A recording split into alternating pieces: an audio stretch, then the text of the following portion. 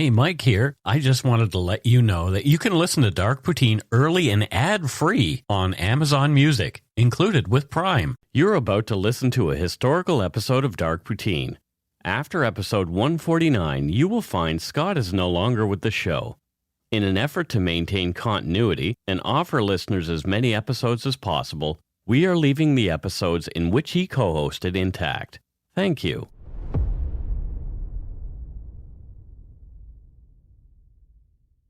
Welcome to Dark Poutine, a podcast about Canada's creepier side. My name is Mike Brown, creator and host. With me is my good friend, Scrooge-like sound engineer, Scott Hemingway. No gift for you. Why not? Do you really need to ask? I guess not. You know what you've done, Mike. Yeah, I'm not a good boy. Correct. First, some shout-outs. Apparently, the ladies at 36 Times Podcast gave us a shout-out on their Patreon episode. As I'm not subscribed to their Patreon, I didn't hear it. So, and I think maybe they're trying to get me to subscribe. Oh, I heard it. You did? Yeah, I can tell you what they said, yeah. What? This Mike guy's okay, but that's Scott. Oh, dreamy. Dreamy voice, a voice like a drunken midget. And you used the word midget. That's not nice. Yeah, I know they used it. Oh. Yeah. You're quoting. I'm quoting them. Oh. And I'm disappointed. And the face of a pigeon. I take those as compliments. Okay. Yeah. Fair enough. So thank you, ladies. I'm sure it was something far nicer than that. I'm pretty positive it had to be. Thanks to everyone who's given us a 5-star review on iTunes. There's all like 16 now. Like I'm actually surprised that anybody's listening. So hugs and kisses to all of you. Yes, exactly. And we've got 2 new written reviews as well.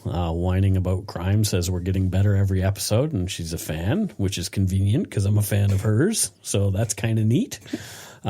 She's covered some pretty interesting Canadian true crime cases, so check her out, Whining About Crime. Also, thanks to Daz Wilder, who said he just discovered us and our podcast has been enjoyable so far. And if you haven't heard it yet, check out the Minds of Madness Christmas episode. Crispness episode, I almost said. It's not crisp, it's Christmas. Anyway, it's excellent. They have a whole bunch of people from hosts from super popular podcasts and some that are up and coming. And they tell, holy crap. Jokes? No, they don't. Stories? Tell jokes. They talk about their most memorable podcasts. So the guys from True Crime Garage are there, and True Crime All the Time. Oh, very cool. Yeah. So it's cool. It's pretty neat. You should give it a listen if you haven't. I listened twice. I loved it so much. And Beck and Tyler, you guys are awesome. So I have some time off from the day job this year for Christmas, so we're doing a bit of a Christmas episode. This is it. That's all. That's it. That's it? No, it's actually not. Oh, okay, good. Yeah, so I'm going to take advantage and do some more writing and chill out. And what about you? Are you working, Scott? No, I'm. How many days have I been off? It's got to be upwards of 800. I've been off work for 800 days or so. So he's bringing in the bucks. My plan is to continue with that. Mm-hmm. That's my plan. It's pretty, pretty successful. Being Mr. Mom is a noble thing. It is. And it gives you time to edit this podcast. So I'm super grateful for that, even though it doesn't seem like you have a lot of time to do it. Not the holiday season right now, so hell no, I've barely sat still. Got to run around with the children. Those darn kids, right? Yeah, and there's a lot of shopping and whatnot for yourself. Yeah, that nice camera that you bought. Yeah, and lens. Don't forget the lens. No, okay. Yeah. Anyway, let's get to it. This special holiday episode of Dark Poutine is meant to be lighter of heart and may not be suitable for our more adult listeners. as our content contains immature themes, some off-color language, and goofing around by our hosts. Some of what we discuss may not be for little ears. Listener discretion is still advised. Put on your Santa hat, grab yourself an eggnog and a gingerbread cookie. It's time to scarf down some Christmassy dark poutine.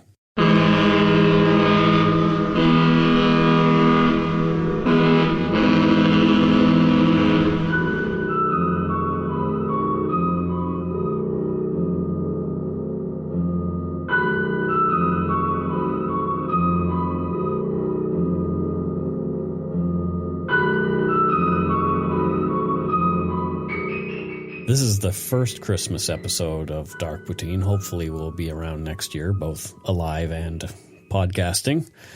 That would be outstanding. It would be fantastic. So this subject that I researched, I was very, very disturbed by this one. I don't know. I'm certain that some of our more squeamish listeners are really not going to like what I'm going to say. I must admit, when I read this ahead of time, I was pretty jarred by it. It was quite. It hit me pretty close to home and changed a lot of perceptions. Yeah. So tonight we'll be talking about probably the greatest serial criminal on the planet. Actually. It's just, oh my gosh. Yeah. It's one man, and he's been committing these crimes for years and years and years. And it seems like he's immortal. He's been around for so long. Yeah. We'll get through this, Mike. Okay. We'll get through this. I know this is upsetting you. I'll be okay. In fact, annually on the evening of December 24th until the morning of December 25th, he sets out on an epic global crime spree. He's Canadian, but not by birth. He was born in Asia Minor. He now resides in the northernmost reaches of Canada in his own postal code, H0H0H0. In 2007, the Canadian government declared him a citizen, but he's so elusive, we've been unable to gather his thoughts on this, so we don't have a comment from him. Yeah, of course. There's no record of this man emigrating legally, so he must have entered Canada illegally at some point. So it doesn't make much sense that the Canadian government would extend citizenship to him. Perhaps his corrupt influence has been attained by way of hundreds of childhood bribes of now grown-up politicians. He dresses in red and white, the colors of the Canadian flag, so perhaps he does have some affinity for this country he now calls home. This cur has been known to go by aliases like Kris Kringle, but most in North America refer to him as Santa Claus. Yes, that guy. Jeez, you'd never think it. I don't know. If you've never heard of him, I'm sure you live under a rock. He's a bit of a mystery, but we'll try to unravel that here. He goes by multiple aliases worldwide. Some in Europe call him Belsnickel, which I don't even remotely understand. In Russia, he's called de Moroz, which translates to Father Frost. The Dutch call him Sinterklaas. He's often seen there in the company of his smarmy associate, Zwarte Piet, or Black Peter, who punishes. He doesn't publish anything. He actually punishes bad children on behalf of this monster by kidnapping them and throwing them into his bag of live rats. Holy crap. Yeah, unspeakable. Like, wow. There are claims of other monstrosities around the world that follow him about, like Krampus, to take care of the kids that don't measure up to his standards for quote-unquote goodness.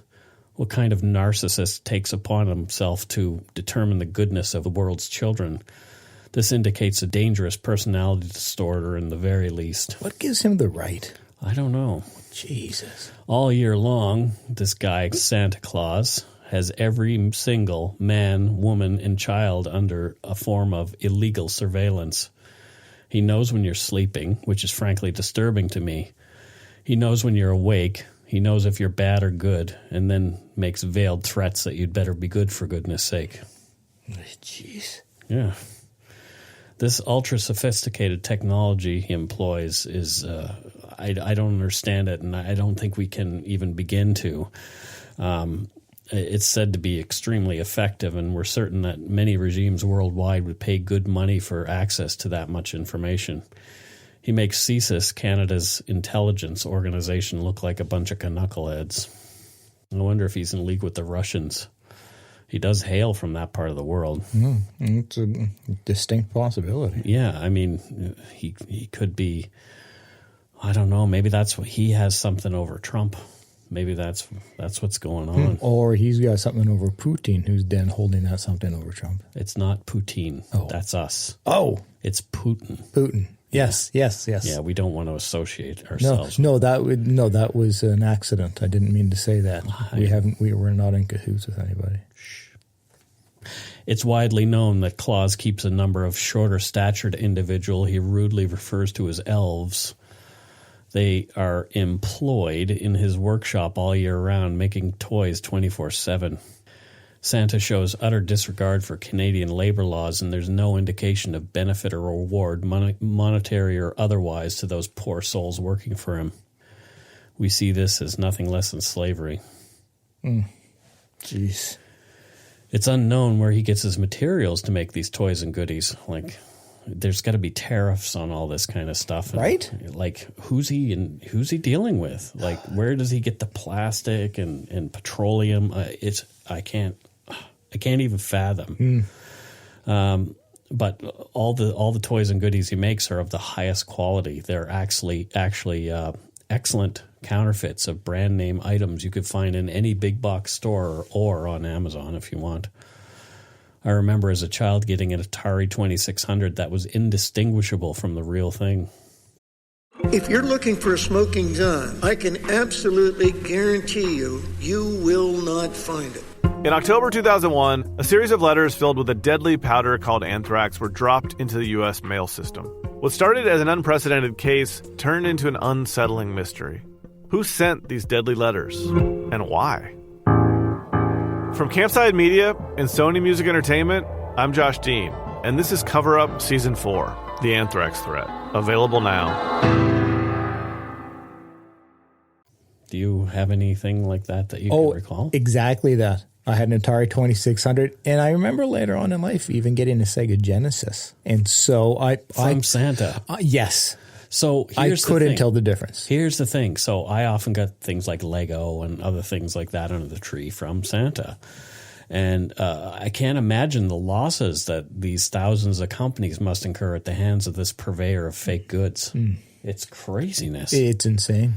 For about a month before Christmas, Santa somehow spends his time in nearly every mall in North America, flaunting his presence, often on an opulent throne surrounded by his minions. We're not sure how he pulls this off, especially as he's omnipresent, but he's masterful at this kind of subterfuge. Jeez.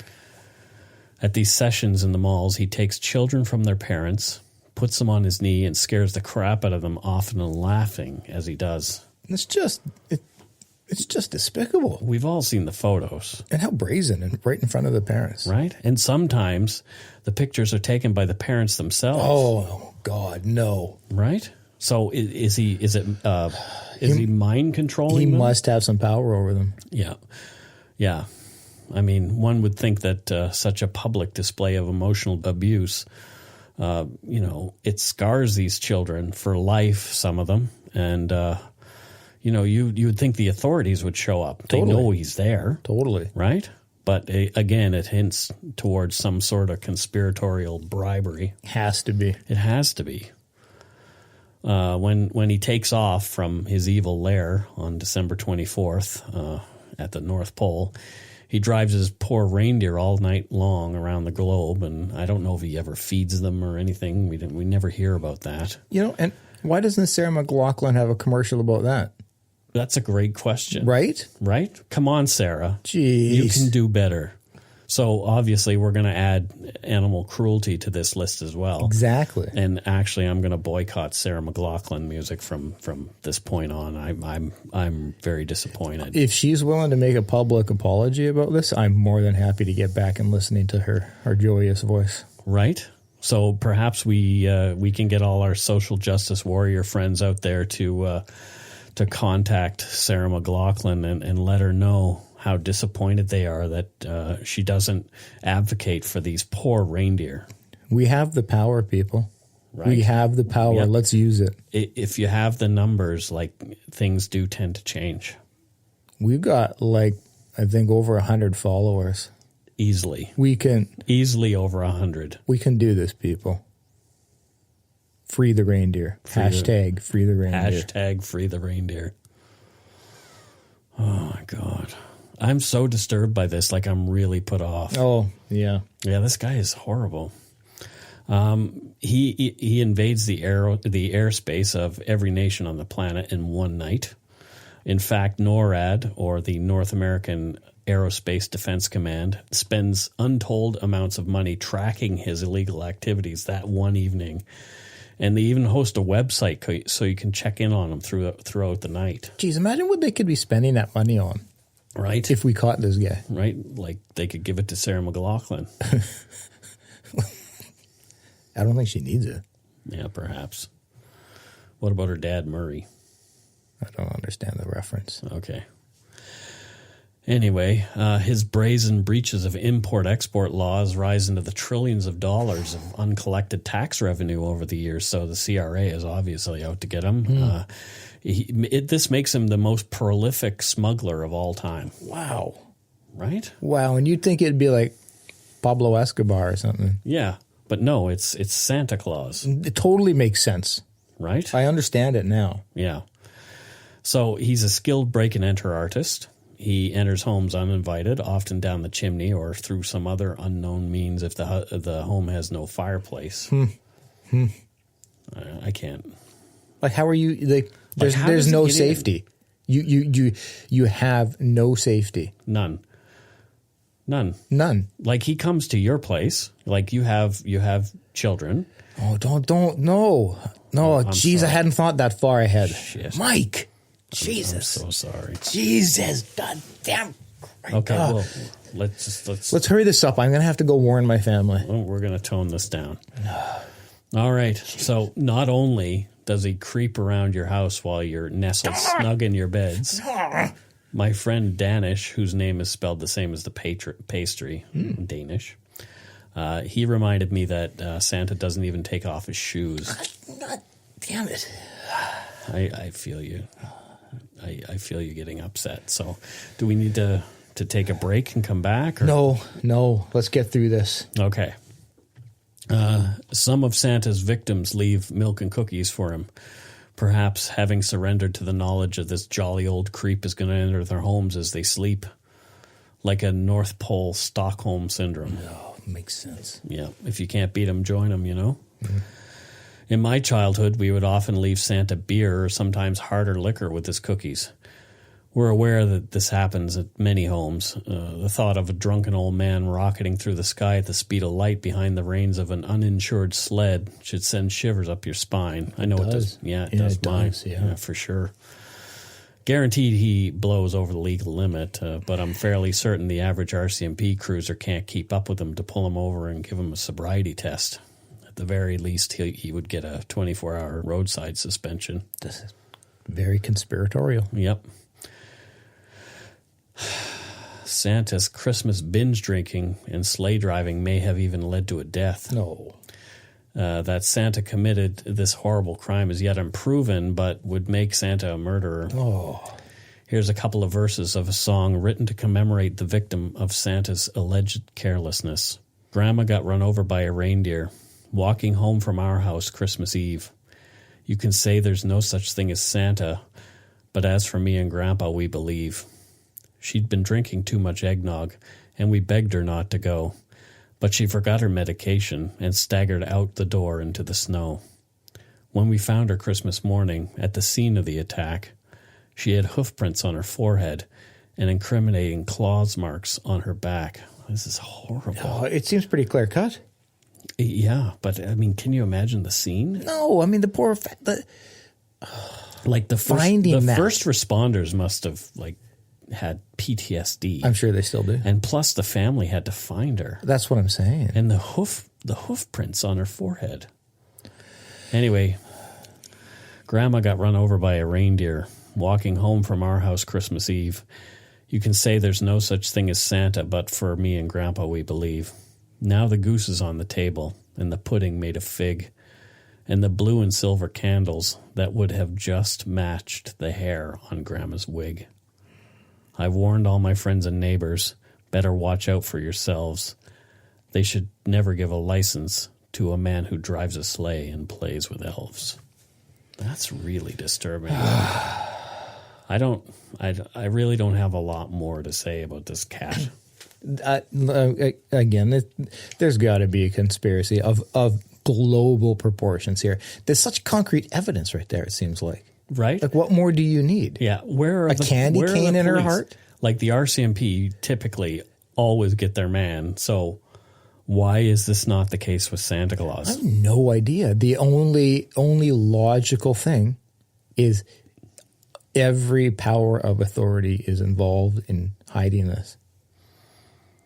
Wow. They're just looking the other way is what's happening. Absolutely. Yeah. Like, move over JFK assassination. Right. This is like... This is Canada's grassy knoll. 100%. Absolutely. Yeah.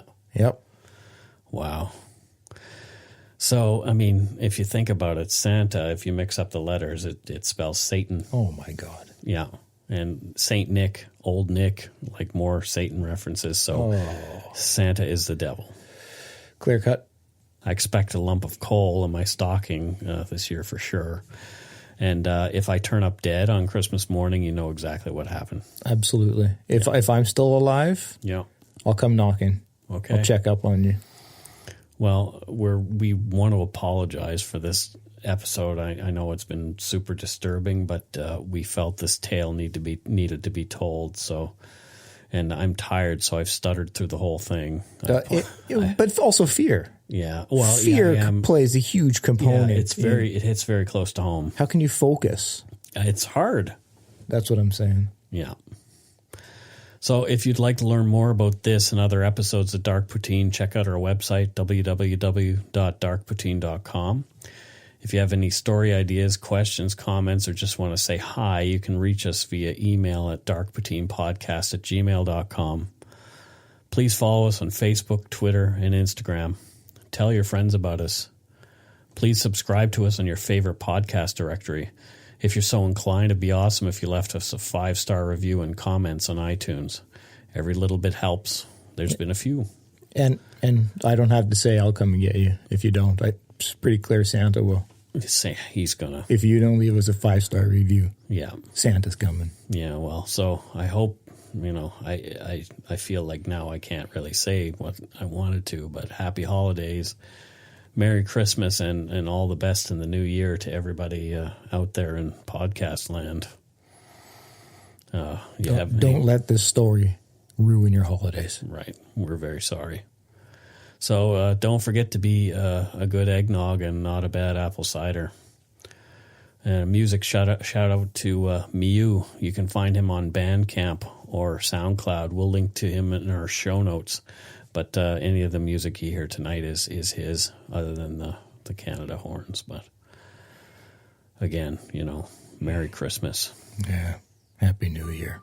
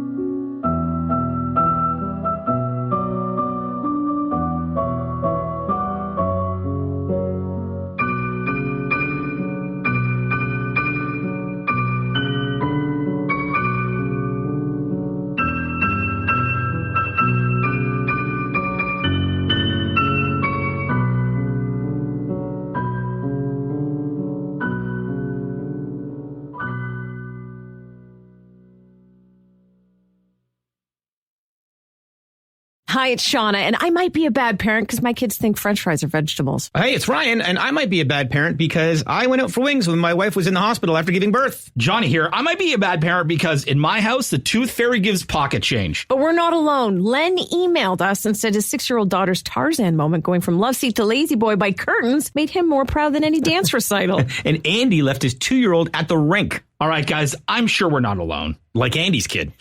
For stories and confessions like this, make sure you check out our podcast. It's called Bad Parents, and it's available wherever you get your podcasts. I left a glove at the rink.